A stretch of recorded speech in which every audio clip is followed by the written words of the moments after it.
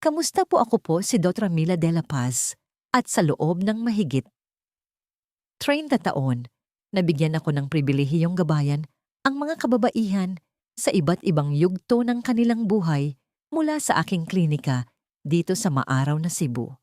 Nakisaya ako sa kanila sa pagsalubong nila sa bagong buhay at sinuportahan ko sila sa mga malalalim na pagbabagong dala ng panahon. At may isang tanong, isang tahimik at madalas na hindi nasasambit na pangamba na narinig ko nang hindi mabilang na beses mula sa aking mga pasyenteng pumapasok sa kanilang ginintuang taon. Pababa na lang ba ang lahat mula rito? Ito ay isang tanong na puno ng pagkabalisa tungkol sa sigla, pagiging malapit sa iba at sa pagkakakilanlan. Paano kung sabihin ko sa inyo na ang kwento ng hindi maiiwasang paghina ay isa sa mga pinakalaganap at nakapipinsalang alamat tungkol sa pagtanda ng kababaihan? Paano kung ang susi sa pagkakaroon ng isang masigla, komportable at masiglang buhay pagkatapos ng edad 60 ay hindi nakatago sa isang komplikadong reseta ng hormonal o sa serye ng mga invasive na pamamaraan, kundi nasa loob lang ng inyong grocery cart? Maaaring parang napakasimple para maging totoo, lalo na sa ating modernong mundo na madalas naghahanap ng komplikado at high-tech na solusyon para sa lahat. Itinuro sa atin na ang pagtanda ay isang laban na dapat harapin gamit ang bawat bagong cream, suplemento at therapy na lumalabas sa merkado. Ngunit sa aking mga dekada ng klinikal na karanasan, personal kong nakita na ang pinakamalalim at pangmatagalang pagbabago ay madalas na nagmumula sa mga pangunahing pagpiling ginagawa natin araw-araw. Ang katotohanan ay ang inyong katawan sa edad na 60-70 o kahit opamto ay mayroong hindi kapanipaniwalang likas na kakayahang maging malusog at malakas. Hindi ito tungkol sa pagbabalik ng oras. Ito ay tungkol sa pag-aalaga sa kasalukuyan.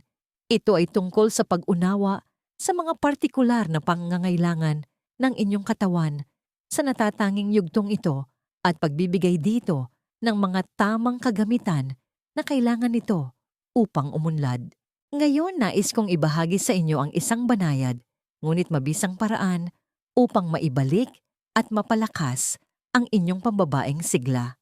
Pag-uusapan natin ang 5 partikular at pangkaraniwang pagkain na tahimik na gumagana upang tugunan ang ilan sa mga pinakakaraniwang alalahanin na nakikita ko sa aking mga pasyenteng higit sa 60 mula sa panunuyo ng ari at pagnipis ng mga tissue hanggang sa densidad ng buto at katatagan ng kalooban. Hindi ito tungkol sa isang mahigpit na dieta o uso. Ito ay tungkol sa isang masarap at nagbibigay kapangyarihang paraan upang mamuhunan sa inyong kapakanan para sa pangmatagalang panahon. Kaya simulan natin ang paglalakbay na ito nang sama-sama at tuklasin ang mga simple at abot-kayang sikreto sa pag-aalaga ng inyong sigla mula sa loob.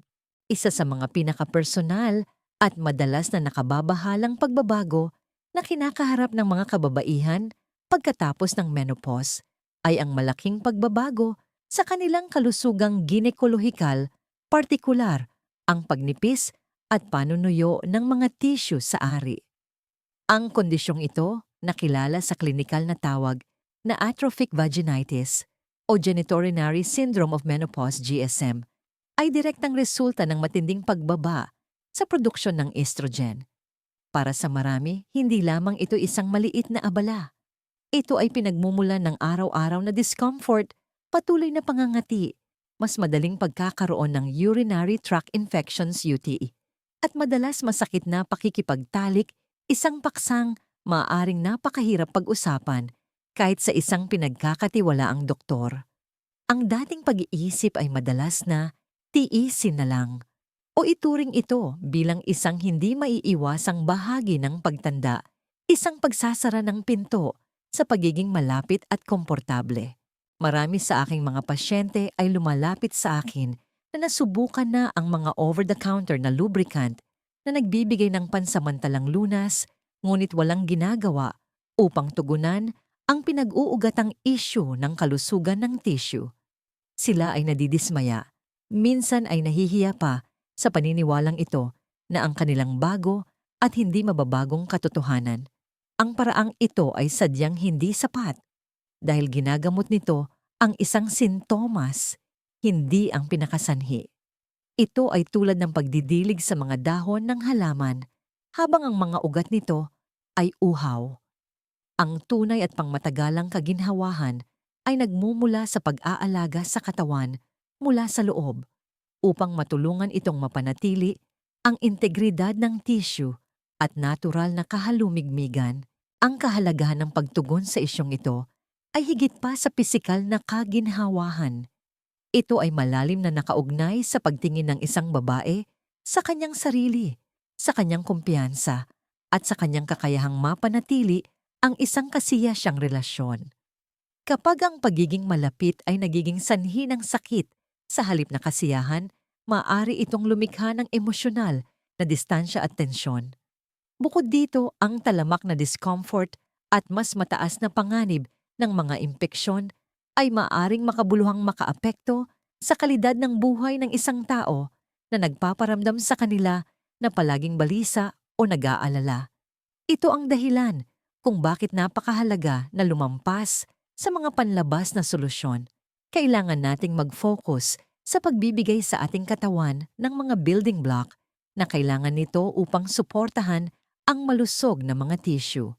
Ang solusyon na nais kong talakayin ay hindi isang reseta, kundi isang simple at mabisang pagkain soybeans, lalo na sa buong anyo nito tulad ng edamame tokwa at tempeh. Ngayon, alam kong ang soy ay naging paksa ng maraming debate, ngunit pagdating sa kalusugan, pagkatapos ng menopause, ang siyensya ay nakakakumbinsi. Ang soy ang pinakamayamang pinagmumulan ng isoflavones na isang uri ng phytoestrogens. Isipin ang phytoestrogens bilang mga compound mula sa halaman na banayad na nakikipag-ugnayan sa mga estrogen receptor sa ating katawan. Hindi sila mga hormone, ngunit maaari silang magbigay ng banayad na signal na parang hormone kung saan ito pinakakailangan tulad ng sa mga tissue ng ari at daanan ng ihi nang walang mga sistematikong epekto ng hormone replacement therapy. Ang pagsasama ng soy sa inyong dieta ay isang banayad at proaktibong hakbang na maaari ninyong gawin. Hindi ito tungkol sa biglaang pagbabago ng inyong buong paraan ng pagkain. Maaari itong maging kasing simple ng pagdaragdag ng kalahating tasa ng binalatang edamame sa inyong salad sa tanghalian na nagbibigay ng malaking dosis ng isoflavones kasama ang fiber at protina mula sa halaman. Maaari ninyong subukang gumawa ng tofu scramble para sa almusal ilang beses sa isang linggo sa halip na itlog. Ang isang mahusay na brand na madalas kong nakikita sa mga tindahan tulad ng SM Supermarket o Robinson Supermarket ay ang House Foods Tofu na may iba't ibang antas ng tigas. Ang simpleng scramble ay nagsasangkot ng pagdurog ng isang bloke ng firm tofu sa isang kawali na may kaunting olive oil turmeric para sa kulay at inyong mga paboritong gulay. Isa pang magandang option ay ang tempeh, isang fermented soybean cake na may lasang mani. Maaari ninyo itong hiwain ibabad sa kaunting toyo maple syrup at bawang at pagkatapos ay iprito hanggang maging golden brown. Ito ay isang kamangha-manghang mayaman sa protina na karagdagan sa isang stir-fry o maaari pang ang durugin upang palitan ng giniling na karne sa isang pasta sauce. Ang layunin ay magkaroon ng 1 hanggang 2 serving ng buong soy foods bawat araw. Naaalala ko ang isang pasyente ko, isang kaibig-ibig na 68 taong gulang na artist mula sa Baguio na nagngangalang Carmen. Mahilig siyang mag-hike, ngunit pinahihirapan ng pabalik-balik na UTI at patuloy na discomfort na ginagawang parusa ang kanyang minamahal na paglalakad. Nag-aalangan siya sa anumang uri ng hormone therapy. Nagtulungan kami upang ipasok ang tokwa at edamame sa kanyang dieta. Mga 3 buwan, pagkatapos bumalik siya para sa isang check-up na may kislap sa kanyang mga mata na hindi ko pa nakikita dati. Iniulat niya ang isang malaking pagbawas sa kanyang araw-araw na discomfort at hindi na nagkaroon ng UTI sa loob ng ilang buwan. Hindi ito isang milagro sa isang gabi, kundi isang unti-unti at tuloy-tuloy na pagbuti na nagbalik sa kanya ng kaginhawahan, kumpiyansa at kalayaan na masiyahan sa mga landas na kanyang minamahal. Ano po ang nararamdaman ninyo ngayon habang binabasa ito? Ang mga isyu ba ng panunuyo o discomfort ay tumutugma sa inyong nararanasan? Ang paglalaan ng sandali upang kilalanin ito ay ang unang hakbang. Kung nakakatulong sa inyo ang impormasyong ito at nagbibigay ito ng pag-asa, mangyaring maglaan po ng sandali at i-type ang numerong 1 sa mga komento sa ibaba. Kung hindi naman ito gaanong tumutugma sa inyo, mangyaring i-type ang 0. Ang inyong feedback ay napakahalaga at nakakatulong sa akin na maunawaan kung ano ang pinakakailangan ninyo upang maipagpatuloy kong magbigay ng pinakamahusay na gabay sa mga susunod na talakayan. Ang pangalawang pangunahing haligi ng pambabaeng sigla na madalas maramdamang gumuho pagkatapos ng edad 60 ay ang kalusugan ng buto. Narinig na nating lahat ang salitang osteoporosis. Ito ay isang nakakatakot na termino na nagdudulot ng mga imahe ng karupukan, bali at pagkawala ng kalayaan. Sa loob ng maraming henerasyon, ang karaniwang payo ay direkta. Uminom ka ng gatas. Ang focus ay halos eksklusibo sa pagkuha ng sapat na calcium, habang ang calcium ay walang alinlangan na pangunahing mineral na bumubuo sa ating mga buto. Ang payong ito ay isang labis na pagpapasimple ng isang komplikadong proseso ng biolohikal. Ito ay tulad ng pagtatangkang magtayo ng pader na ladrilyo gamit lamang ang mga ladrilyo at walang semento. Maraming kababaihan na nakikita ko ay masigasig na umiinom ng kanilang mga suplementong calcium, minsan sa napakataas na dosis, ngunit ang kanilang mga bone density scan ay patuloy na nagpapakita ng pagbaba. Ginagawa nila ang sinabi sa kanila at hindi ito gumagana tulad ng kanilang inaasahan. Ang problema sa lumang paraan na ito ay binabaliwala nito ang mga mahahalagang kasama na kailangan ng calcium upang magawa ng epektibo ang trabaho nito. Ang pagpupuno sa inyong katawan ng calcium nang walang mga mahahalagang cofactor nito ay tulad ng pagpapadala ng baha ng mga materyales sa konstruksyon sa isang lugar na walang mga manggagawang mag-a-assemble sa kanila. Ang calcium ay maaring mapunta sa mga lugar na hindi dapat tulad ng pag-aambag sa arterial plaque habang ang inyong mga buto ay nananatiling mahina. Ang kahalagahan ng pagbabago ng ating pananaw sa kalusugan ng buto ay hindi maaring maliitin. Ang isang bali sa balakang para sa isang babaeng higit sa isang ay maaaring maging isang kaganapan na magbabago ng buhay. Madalas itong nagmamarka ng isang matinding pagbaba sa kadaliang kumilos at kalayaan, at ang mga istatistika sa paggaling ay nakababahala. Ang pagpapanatili ng matibay na buto ay hindi lamang tungkol sa pag-iwas sa mga bali. Ito ay tungkol sa pagpapanatili ng inyong kalayaan. Ito ay tungkol sa kakayahang umupo sa sahig upang makipaglaro sa inyong mga apo, magbuhat ng sariling mga pinamili mula sa sasakyan masiyahan sa isang laro ng pickleball kasama ang mga kaibigan sa lokal na community center sa barangay o simpleng maglakad sa sariling tahanan ng may kumpiyansa at walang takot. Ito ang diwa ng sigla, ang pisikal na kakayahang mamuhay ng lubusan at sa sarili ninyong mga termino. Ang tunay na kalusugan ng buto ay nangangailangan ng isang mas holistic na diskarte na sumusuporta sa buong bone building matrix. Dito pumapasok ang ating pangalawang powerhouse na grupo ng pagkain, ang madahong luntiang gulay. Isipin ang spinach, kale, collard greens at Swiss chard bilang mga dalubhasang konduktor ng inyong orkestra para sa kalusugan ng buto. Ang solusyon ay mag-isip ng higit pa sa calcium lamang at yakapin ang konsepto ng nutrient synergy. Ang madahong luntiang gulay ay isang kamanghamanghang pinagmumula ng calcium Ngunit mas mahalaga puno ito ng mga mahahalagang kasama nito. Una sa lahat ay ang vitamin K. Ang vitamin K ay ang semento sa ating analohiya ng pader na ladrilyo. Pinapagana nito ang isang protina na tinatawag na osteocalcin na responsable sa pagkakabit ng calcium sa bone matrix. Kung walang sapat na vitamin K ang calcium na inyong kinokonsumo ay hindi gaanong epektibo.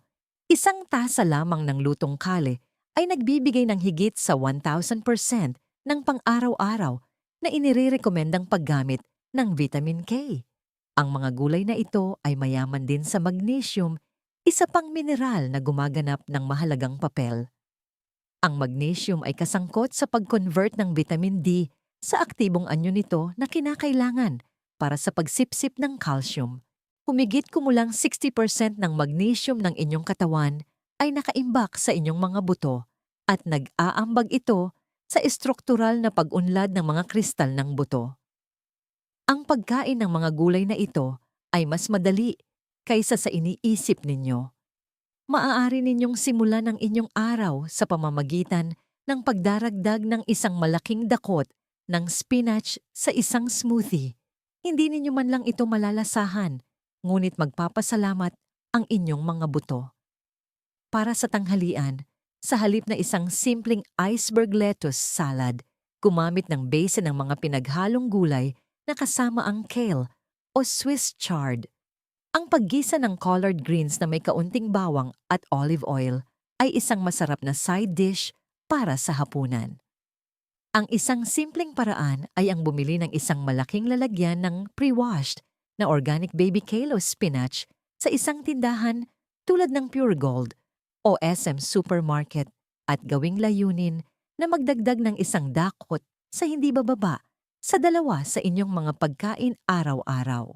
Isang pasyente ko si Elena, isang 72 taong gulang na retiradong guro mula sa Maynila, ay na-diagnose na may osteopenia ang pasimula sa osteoporosis. Takot na takot siyang madulas sa mga madulas na bangketa tuwing tag-ulan. Umiinom na siya ng suplementong calcium, kaya nag-focus kami sa pagdaragdag ng mga masusustansyang gulay na ito sa kanyang pang-araw-araw na gawain. Nagsimula siyang gumawa ng isang malaking kaldero ng lentil at kale soup bawat linggo at kumakain ng isang maliit na mangkok araw-araw. Sa kanyang isang taong follow-up, ang kanyang bone density scan ay naging stable. Sa unang pagkakataon, hindi ito lumala. Ang maliit at tuloy-tuloy na pagbabagong ito ay nagbigay sa kanya ng hindi kapani-paniwalang pakiramdam ng kontrol at kapangyarihan sa kanyang kalusugan. Gusto ko pong kumustahin kayo ulit. Nag-aalala po ba kayo sa kalusugan ng inyong mga buto? Marahil ay nakatanggap kayo ng resulta ng bone density scan na nag-alala sa inyo. O baka naman ay sumusunod lang kayo sa lumang payo na uminom lang ng calcium. Ang paglalaan ng sandali upang isaalang-alang kung nasaan kayo sa paglalakbay na ito ay napakahalaga. Kung ang mas malalim na pagtalakay na ito sa synergy ng mga sustansya para sa kalusugan ng buto ay nakakatulong at nagpapaliwanag ng mga bagay para sa inyo, mangyaring ipaalam sa akin sa pamamagitan ng pag-type ng 1 sa mga komento. Kung ang impormasyong ito ay hindi tumutugma sa inyong kasalukuyang mga alalahanin, i-type ang 0. Ang inyong tapat na feedback ang siyang tumutulong sa akin na iakma ang mga talakayang ito upang maging mas sumusuporta at epektibo hanggat maaari. Ang ikatlong kritikal na aspeto ng pambabaeng sigla na dumaranas ng malaking pagbabago pagkatapos ng edad 60 ay ang kalusugan ng ating puso at utak na malapit na nauugnay sa ating kalooban at pag-iisip. Sa loob ng mga dekada, ang nangingibabaw na payo sa dieta para sa kalusugan ng puso ay nakasentro sa isang bagay, pag-iwas sa taba. Ang low-fat na uso ay lumaganap na humantong sa pagdami ng mga produkto kung saan ang taba ay pinalitan ng asukal at refined carbohydrates. Ang mga kababaihan na partikular na nag-aalala sa pamamahala ng timbang at kalusugan ng puso Pagkatapos ng menopause, ay madalas na niyakap ng buo ang pilosopiyang ito. Masigasig nilang tinanggal ang bawat piraso ng taba sa kanilang karne, lumipat sa fat-free na mga produktong gatas, at tiningnan ang mga langis ng may pag-aalinlangan. Ang problema ay itinapon ng paraang ito ang sanggol kasama ang tubig na pampaligo. Nabigo itong kilalanin ang pagkakaiba sa pagitan ng mga nakakapinsalang taba tulad ng trans fats at ng mga lubhang kapaki-pakinabang at nagbibigay buhay na taba. Ang ating utak ay halos 60% taba. Ang ating mga hormone ay ginagawa mula sa taba. Ang bawat isang cell membrane sa ating katawan ay nangangailangan ng taba upang gumana ng maayos. Sa pamamagitan ng pagdemonyo sa lahat ng taba, hindi sinasadyang ginutom natin ang ating katawan ng isang mahalagang sustansya na maaring mag-ambag sa pamamaga, pagkalito ng isip pabago-bagong kalooban at kabalintunaan, isang mas mataas na panganib ng sakit sa puso. Ang kahalagahan ng pagyakap sa tamang uri ng taba pagkatapos ng edad 60 ay hindi maaring maliitin. Habang bumababa ang antas ng estrogen, nawawala sa mga kababaihan ang ilan sa mga natural na proteksyon nito sa sistema ng puso at mga daluyan ng dugo. Dahil dito, nagiging lubos na kritikal ang pagpapanatili ng nababaluktot na mga ugat, malusog na presyo ng dugo at mababang antas ng pamamaga.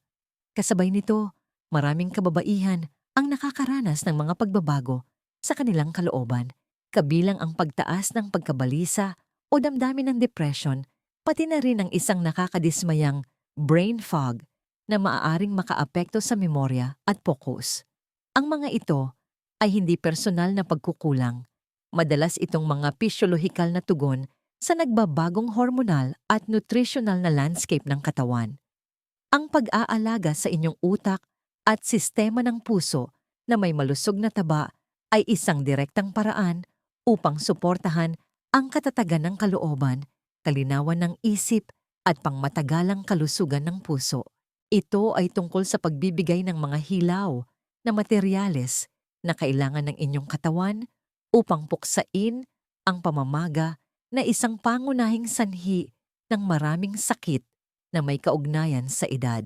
Dito, pumapasok ang ating ikatlong mahalagang pagkain, ang mamantikang isda.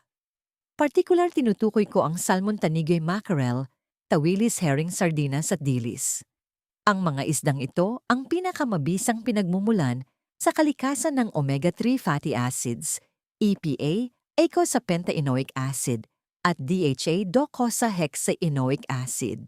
Ang solusyon ay nasa sadyang pagsasama ng mga isdang mayaman sa omega-3 na ito sa inyong dieta nang hindi bababa sa 2 beses sa isang linggo.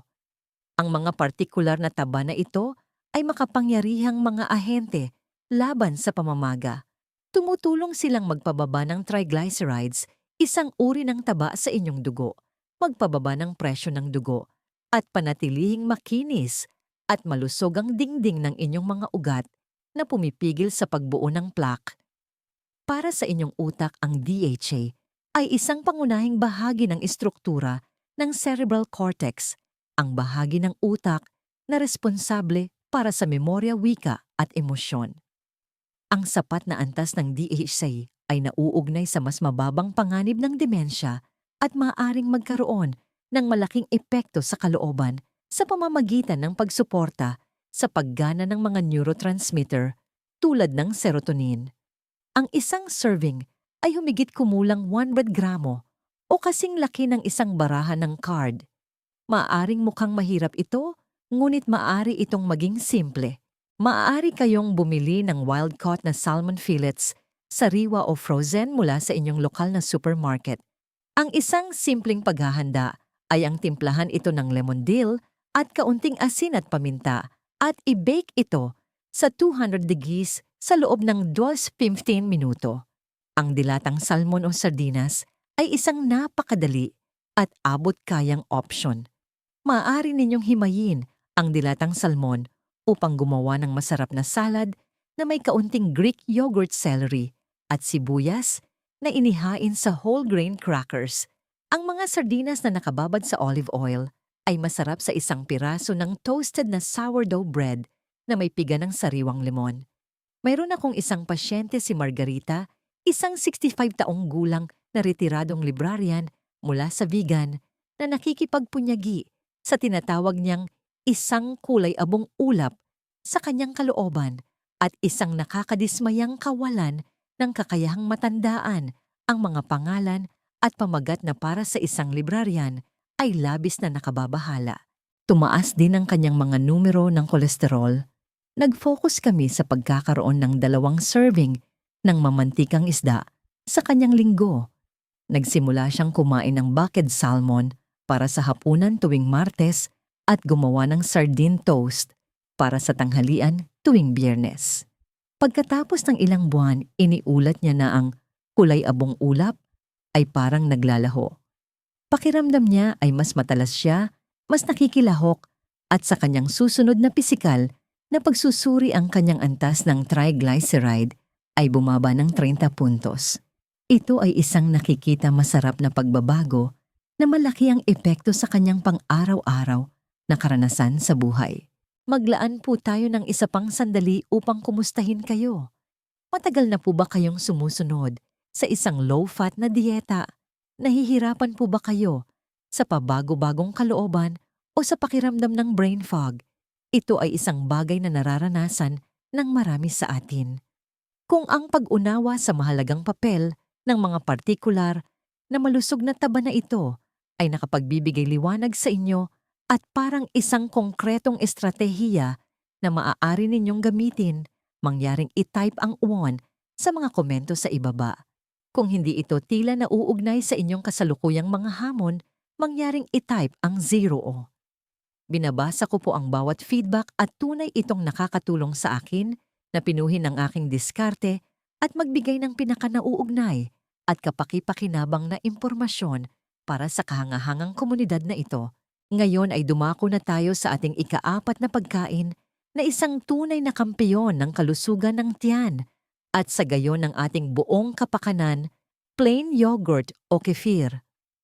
Ang karaniwang diskarte sa mga problema sa panunaw sa mga matatanda ay madalas na kinabibilangan ng pag-inom ng mga fiber supplement o laxative. Kapag lumitaw ang mga isyo tulad ng paglobo ng tiyan, hirap sa pagdumi, o hindi regular na pagdumi ang agarang reaksyon, ay madalas na gamutin ang sintomas. Habang tiyak na mahalaga ang fiber, binabaliwala ng diskarteng ito ang masigla at buhay na ecosystem sa loob ng ating digestive tract, ang gut microbiome. Ang komplikadong komunidad na ito ng trilyon-trilyong bakterya ay gumaganap ng napakalaking papel sa lahat ng bagay mula sa ating panunaw at pagsipsip ng sustansya hanggang sa ating immune function at maging sa ating kalooban. Pagkatapos ng edad 60, at lalo na pagkatapos ng mga serye ng antibiotics na marami sa atin ay naranasan na sa ating buhay, ang pagkakaiba-iba at balanse ng panloob na hardin na ito ay maaring makompromiso. Ang simpleng pagdaragdag ng hiwalay na fiber nang hindi inaalagaan ng mismong buhay ng mikrobyo ay tulad ng pagtatanim ng mga buto sa tigang na lupa. Ito ay isang hindi kumpletong solusyon na nabibigong tugunan ang ugat ng isang malusog at matatag na sistema ng panunaw.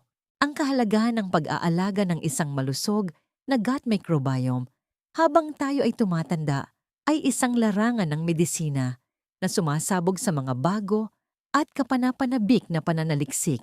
Nauunawaan na natin ngayon na ang isang balanseng tiyan ay sentro ng pambabaeng sigla. Ang isang malusog na microbiome ay tumutulong na i-regulate ang pamamaga sa buong katawan. Gumaganap ito ng papel sa pag-metabolize ng mismong mga phytoestrogen na tinalakay natin kanina mula sa soy na ginagawa silang mas epektibo. Dito rin matatagpuan ang halos 70-80% ng ating mga immune cell na ginagawa itong ating unang linya ng depensa laban sa sakit.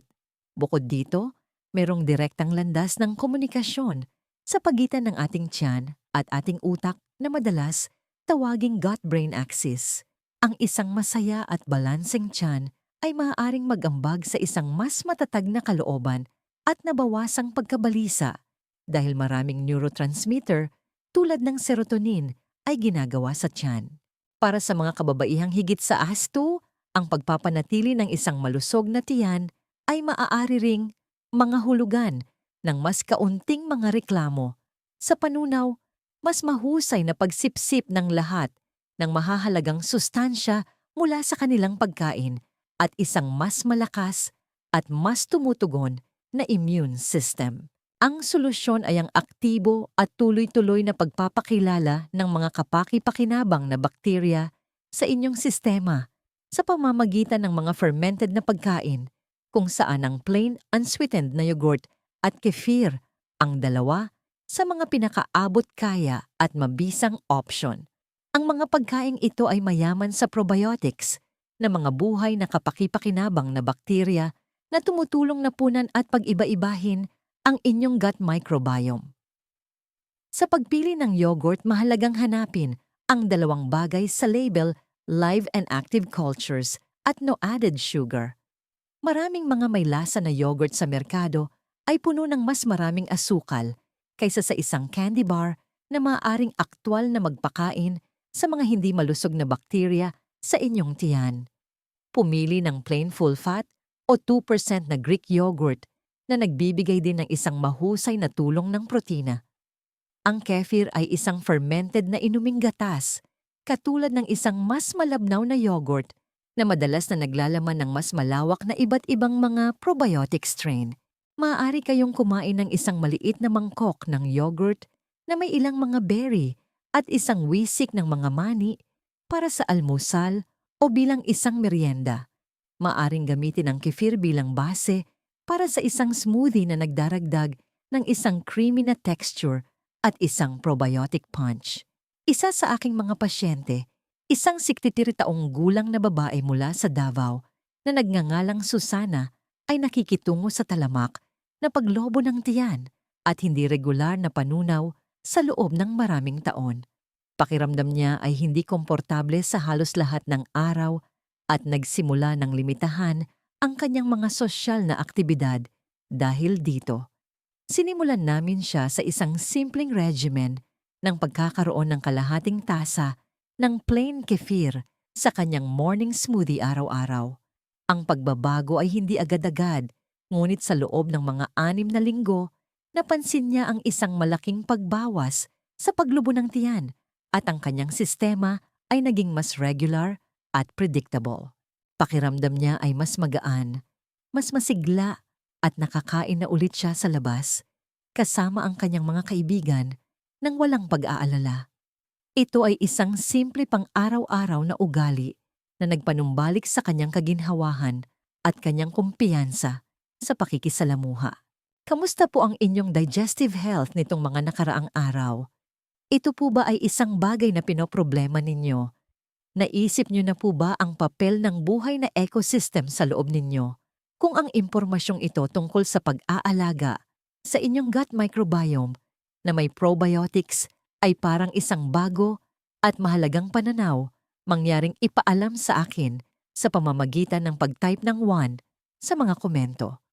Kung sa tingin ninyo ay hindi ito isang lugar ng pag-aalala, para sa inyo mangyaring i-type ang 0.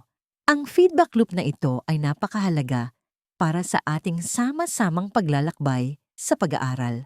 Sa wakas dumating na tayo sa ating ikalima at huling pagkain, isa na madalas na hindi napapansin, ngunit isang tunay na powerhouse para sa kalusugan ng selula, sigla ng balat, at pangkalahatang katatagan, mga abokado. Sa loob ng mahabang panahon, tulad ng mamantikang isda, iniiwasan ng mga abokado dahil sa kanilang mataas na fat content. Ang nangingibabaw na karunungan ay na upang maging malusog at mapamahalaan ang timbang, dapat iwasan ang mga pagkaing siksik sa enerhiya. Ang simpleng pananaw na ito ay nabigong kilalanin ang malalim na benepisyo ng partikular na uri ng taba na matatagpuan sa mga abokado, ang monounsaturated fat, pati na rin ang hindi kapanipaniwalang halo ng mga bitamina at mineral na taglay nito. Ang lumang paraan ng pag-iisip na ito ay nagkait sa mga kababaihan ng isang pagkain na direktang sumusuporta sa kalusugan ng balat paggana ng puso at pagsipsip ng sustansya. Ang simpleng pag-iwas sa mga abokado dahil mataas ang mga ito sa calories ay isang pinalampas na pagkakataon na magbigay sa katawan ng isang natatanging hanay ng mga kasangkapan na kailangan nito upang umunlad, lalo na habang tayo ay tumatanda at ang ating balat ay nagiging mas manipis at mas madaling matuyo. Ang kahalagahan ng pagkonsumo ng malusog na taba at mga partikular na bitamina para sa ating balat at kalusugan ng selula ay lalong nagiging maliwanag pagkatapos ng edad 60. Ang ating balat, ang ating pinakamalaking organ at ito ay isang salamin ng ating panloob na kalusugan. Ang pagbaba ng estrogen ay nakakaapekto sa produksyon ng collagen na humahantong sa mas kaunting pagkalastiko at mas maraming panunuyo. Ngunit ang sigla ay higit pa sa balat. Ang bawat selula sa ating katawan ay may lamad na gawa sa mga lipid taba na nagpoprotekta dito at nagpapadali sa komunikasyon. Ang pagbibigay sa ating katawan ng mataas na kalidad na taba ay tumutulong na mapanatili ang integridad ng mga cell membrane na ito na fundamental sa malusog na pagtanda. Bukod dito, maraming mahahalagang bitamina, kabilang ang vitamins A, D, E at K.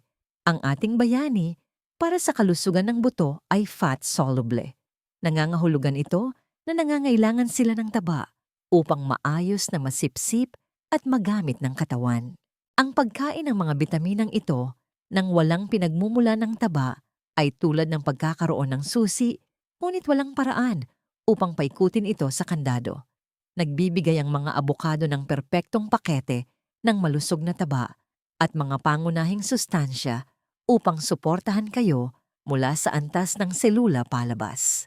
Ang partikular at magagawang solusyon ay ang isama ang halos isang kapat hanggang kalahati ng isang abokado sa inyong pang-araw-araw na dieta. Ang kahangahangang prutas na ito ay puno ng monounsaturated oleic acid na mabuti sa puso, ang parehong uri ng taba na matatagpuan sa olive oil na tumutulong na mabawasan ang pamamaga. Ang mga abokado ay isa ring mahusay na pinagmumulan ng vitamin E, isang makapangyarihang antioxidant na tumutulong na protektahan ang ating mga selula mula sa oxidative stress at maganda para sa kalusugan ng balat. Puno sila ng potassium na mahalaga para sa pagpapanatili ng malusog na presyon ng dugo, madalas na higit pa sa mga saging. At tulad ng ating tinalakay, ang malusog na taba sa mga abokado ay nagsisilbing nutrient booster na tumutulong sa inyo na masipsip ang mga fat-soluble na bitamina mula sa iba pang mga pagkain na kinakain ninyo kasama nito. Isipin ang pagdaragdag ng isang kapat ng isang abokado sa inyong salad sa tanghalian. Ang taba sa abokado ay tutulong sa inyo na masipsip ang vitamin K mula sa inyong madahong gulay at ang beta-carotene mula sa anumang karot o kamatis. Maaari ninyo itong durugin sa isang piraso ng whole grain na tinapay para sa isang mabilis at kasiya siyang almusal. Maaari itong ihalo sa isang smoothie upang magdagdag ng hindi kapani-paniwalang pagka-creamy at isang dosis ng malusog na taba. Mayroon akong isang pasyente, isang masiglang 75 taong gulang na babae sa aking klinika sa Cebu na nagngangalang Maria na mahilig maghardin. Nag-aalala siya kung gaano katuyo at kanipis na ang kanyang balat, lalo na sa kanyang mga kamay at braso na laging nakalantad sa araw ng Pilipinas. Sinimulan niyang magdagdag ng kalahating abokado sa kanyang pang-araw-araw na gawain karaniwan sa kanyang salad sa tanghalian. Ilang buwan pagkatapos, sinabi niya na ang kanyang balat ay mas komportable at hindi na gaanong parang papel. Ito ay isang banayad, ngunit makabuluhang pagbabago na nagparamdam sa kanya na mas matatag at kumpiyansa sa kanyang sariling balat habang inaalagaan niya ang kanyang mga minamahal na rosas. Dito nagtatapos ang ating 5 pangunahing pagkain. Nais ko po kayong tanungin, sa huling pagkakataon, ano po ang pakiramdam ninyo? Ang pagsasama ba ng isang pagkain tulad ng abokado ay tila isang masarap at madaling paraan upang suportahan ang inyong pangkalahatang sigla. Kung ang huling payo na ito ay tumutugma sa inyo, mangyaring ipaalam sa akin sa pamamagitan ng isang 1 sa mga komento. At kung hindi ang 0 ay ayos lang.